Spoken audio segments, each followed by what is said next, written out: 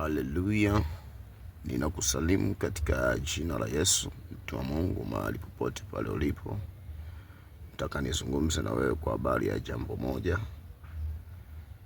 Jambo hilo ni kwamba nataka nizungumze na wewe uijue nguvu itendayo kazi ndani yako. Kila mmoja aliyeokoka ndani yake ana nguvu.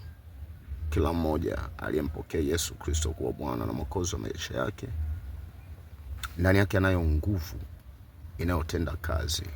Iko nguvu ndani yake iwezayo kubadilisha mambo na kuwa kama vile anavyotaka yeye.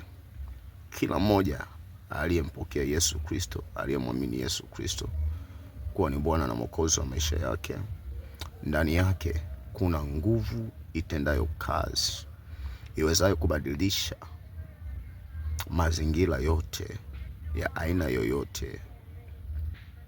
Iko nguvu ndani ya kila mmoja aliyemwamini Yesu Kristo. Daudi alipotambua hilo kwamba ndani yake iko nguvu itendayo kazi iwezayo kubadilisha mambo, na ndio maana hakumwogopa Goliati. Alimkabili Goliati ni kwa sababu alijua ya kwamba ndani yake kuna nguvu itendayo kazi. Iko nguvu ambayo ina uwezo wa kumshindia vita, na ndio maana hakumwogopa Goliati. Ukishatambua kwamba ndani yako una nguvu inaoweza kubadilisha mambo na kuwa kama vile unavyotaka wewe, hutaogopa chochote wala hutatishwa na jambo lolote lile.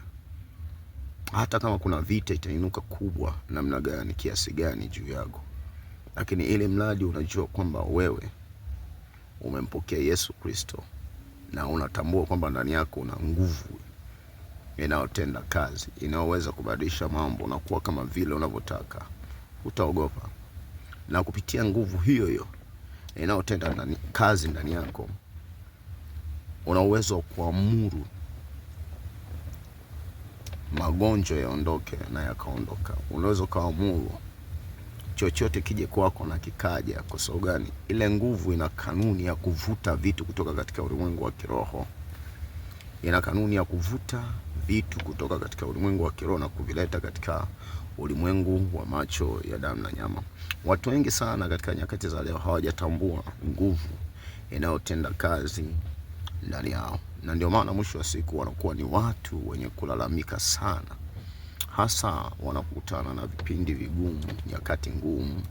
Wanakuwa ni watu wenye kulalamika. Nini maana yake? Ni kwamba hawajatambua thamani ya nguvu iliyopo ndani yao. Hawajajua kwamba ndani yao wanayo nguvu inayoweza ikaleta mabadiliko, inayoweza ikaleta matokeo, inayoweza ikabadilisha mambo yakawa vile wanavyotaka. Bwana Yesu Kristo alitembea na hiyo nguvu. Yesu mwenyewe alikuwa na hiyo nguvu, na ndio maana kuna wakati anawaruhusu wanafunzi wake kwamba wavuke waende ng'ambo. Yeye anamwacha anaenda mlimani kuomba. Lakini wakati